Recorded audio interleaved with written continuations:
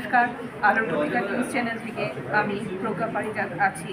আজকে মিমি সিনেমাটা সম্ভব হয়েছে, যার কারণে শুটিংটা হয়েছে সুন্দরভাবে, তাকে আমরা পেয়ে গেলাম আমাদের নিউজ চ্যানেল। নমস্কার দিদি আপনাকে। আপনার নাম? নিবেদিতা আচার্য। আচ্ছা, আপনি কিভাবে এই সিনেমাটার সঙ্গে যুক্ত? অ্যাকচুয়ালি আমাদের একটা অর্গানাইজেশন আছে স্পেশাল চাইল্ডদের উপর, যেটা কিনা বর্ষা।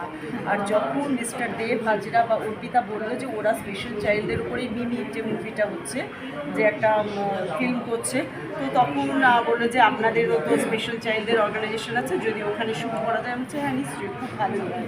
তো আমাদেরও সব বাচ্চাদের মিমির সাথে ইনভলভ করে উনি একটা, আর দেখলাম যে মানে একটা শর্ট ফিল্ম হলো।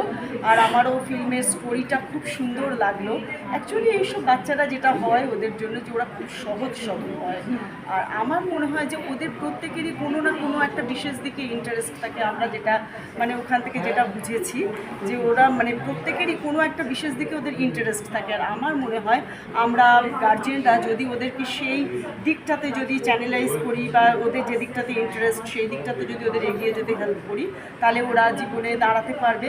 বা আমাদের ভরসারও যেটা মূল উদ্দেশ্য, সেটা হচ্ছে হলো যে ওরা যাতে জীবনে মানে স্বনির্ভর হতে পারে, যাতে নিজের বাড়িটার বাবা মা বা গার্জেনরা চিরকাল নয়, যাতে ওরা নিজেরা জীবনে মানে ভালোভাবে দাঁড়াতে পারে। এটাই আমাদের মূল উদ্দেশ্য। আর মিমির জন্য বেস্ট অফ লাক, মিমি যাতে থ্যাংক ইউ। সাকসেস। খুব সুন্দর, খুব সুন্দর।